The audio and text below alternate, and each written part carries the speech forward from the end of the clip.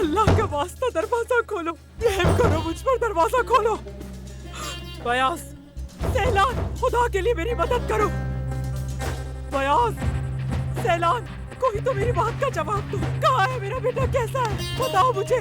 कम से कम हमें ही अंदर जाने दो उनके पास। अपने काम से काम रखो, दिमाग खराब मत करो, समझी?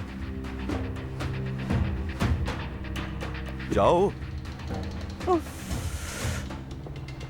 अम्मी, आप इसका रवैया तो देखें जरा, जैसे कोई बहुत अच्छा काम कर रहा है ये। तुम अपने काम से काम रखो, वही करेगा ना जो उसे हुक्म मिलेगा। चलो।